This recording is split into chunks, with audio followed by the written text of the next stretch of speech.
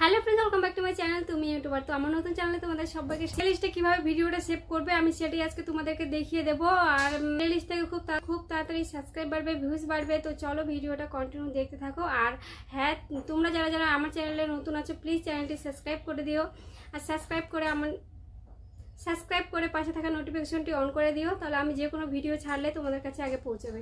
তো চলো ভিডিওটা শুরু করা যাক।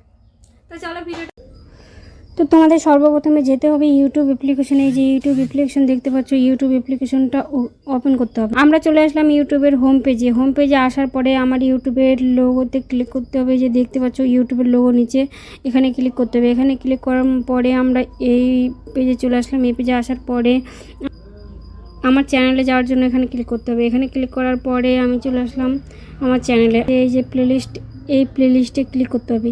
এই প্লেলিস্টে ক্লিক করার পরে দেখতে পাচ্ছ আমার এখানে দুটো ভিডিও সেভ করা আছে। ধরুন আমি এই নিচের ভিডিওটাতে ক্লিক করলাম। নিচের ভিডিওতে ক্লিক করার পরে আমার এখানে দুটো ভিডিও একসাথে সেভ করা আছে। একটাতে ক্লিক করলে পরপর তোমরা যেভাবে সাজিয়ে রাখবে সেভাবেই দেখতে পাবে। আমাদের প্লেলিস্টে ভিডিও সেভ করে রাখলে কি হয় জানো? আমাদের প্লেলিস্টে সেভ করে রাখলে ধরো আমরা কোনো ভিডিওতে বলছি যে আমার চ্যানেলে গিয়ে এই ভিডিওটা দেখে নাও। তো এই ভিডিওটা আমার চ্যানেলে আসার পরে ভিডিওতে ক্লিক করলে কিন্তু অনেক ভিডিও দেখাবে। দাঁড়াও, এবার খাইতে পারবে।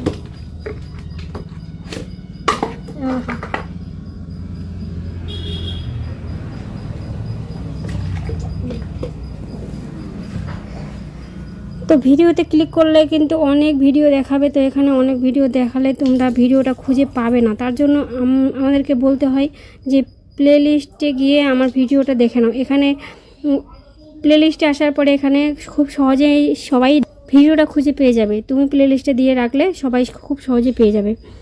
তো তার জন্য প্লেলিস্টে রাখানো। এখানে প্লেলিস্ট থেকে অনেক ভিডিও ভাইরাল হয় খুব তাড়াতাড়ি, অনেক ভিউজ আসে, অনেক সাবস্ক্রাইব বাড়ে। কত ভিউজ কত সাবস্ক্রাইবার প্লেলিস্ট থেকে আসে, সেখান থেকে তোমরা ওয়াইটি স্টুডিও থেকে তোমরা দেখতে পাবে।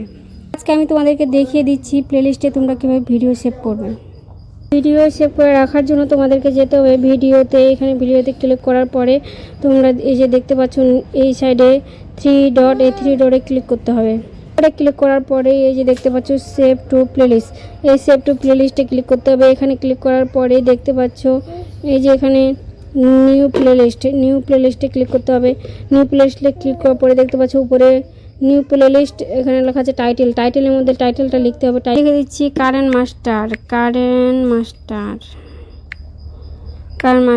এখানে এই যে দেখতে পাচ্ছ এখানে প্রাইভেট করা আছে। প্রাইভেটটাকে ক্লিক করতে হবে। প্রাইভেটে ক্লিক করার পরে দেখতে পাচ্ছ পাবলিক আনলিস্টেড, এখানে প্রাইভেট।